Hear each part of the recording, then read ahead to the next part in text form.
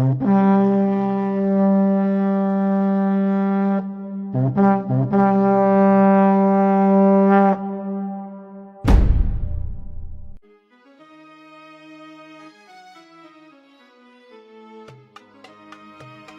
صدی عیسوی کے آخر میں مسلمانوں نے ترک عثمانی سلطان مراد کی قیادت میں البانیہ پر یلغار کی۔ البانیہ کی جنگ کے دوران سرب فوج کے سامنے مقابلے میں سلطان مراد شہید ہو گئے۔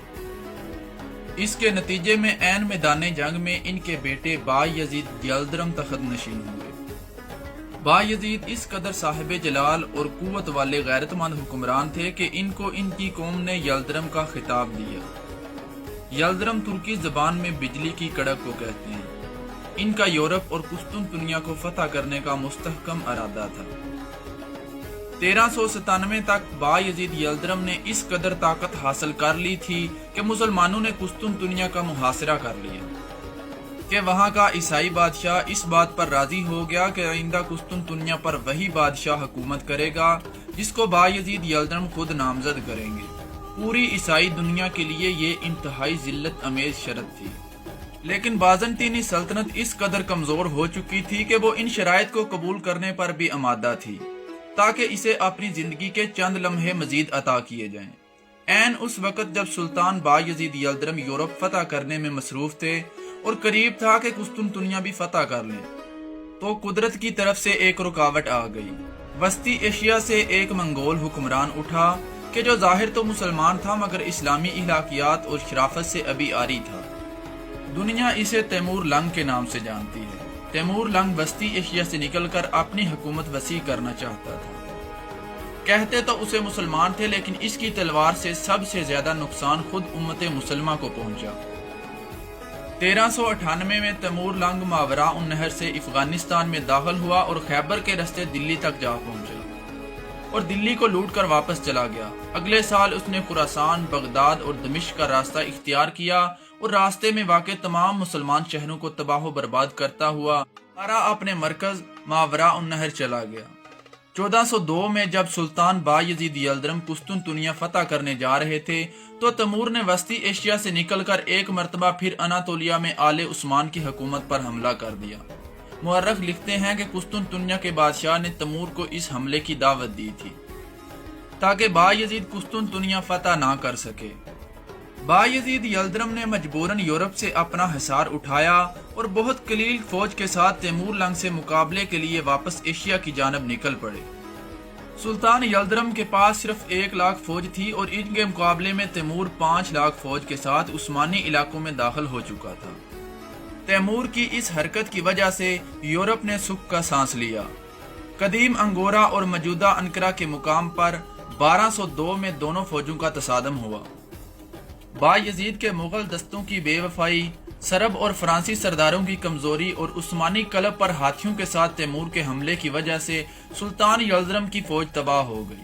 سلطان یلدرم کا بیٹا مصطفیٰ میدان جنگ میں مارا گیا اور خود سلطان یلدرم تیمور کے قیدی بن گئے۔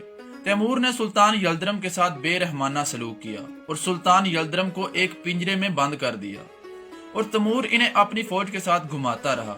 اسی پنجرے میں سلطان یلدرم کا 8 مہینے بعد انتقال ہو گیا۔ سلطان یلدرم کے گرفتار ہونے اور جیل میں انتقال کے بعد تصور یہ کیا جا رہا تھا کہ آل عثمان کی حکومت اب ختم ہو گئی ہے، لیکن معجزانہ طور پر 10 سے 12 سال کے انتشار کے بعد ایک ترک سلطان دوبارہ تخت نشین ہوا اور آل عثمان دوبارہ یکجا ہو گئی۔ تقریباً 1413 عیسوی کے آس پاس سلطان محمد اول کو، جو سلطان با یزید یلدرم کے سب سے چھوٹے بیٹے تھے، نے اقتدار کو اپنے ہاتھ میں لیا۔ 1451 میں بالآخر آل عثمان میں ایک شخص تخت پر بیٹھے جن کا نام سلطان محمد ثانی تھا۔ بعد میں تاریخ نے ان کو سلطان محمد فاتح کے نام سے یاد کیا۔ تخت نشینی کے وقت اس سلطان کی عمر صرف 23 برس تھی۔ سلطان محمد فاتح کے تخت نشین ہونے تک سلطنت عثمانیہ ایک مرتبہ پھر پوری قوت اور جاہ و جلال کے ساتھ مستحکم ہو چکی تھی۔ تیمور لنگ کے ہاتھوں کھائے ہوئے زخم بھر چکے تھے اور اب ایک مرتبہ پھر عثمانی سلطنت کی توجہ یورپ کی طرف اور خصوصاً قسطنطنیہ کی جانب مرکوز ہو چکی تھی۔ سلطان محمد فاتح کو فتح قسطنطنیہ کا جنون کی حد تک شوق تھا۔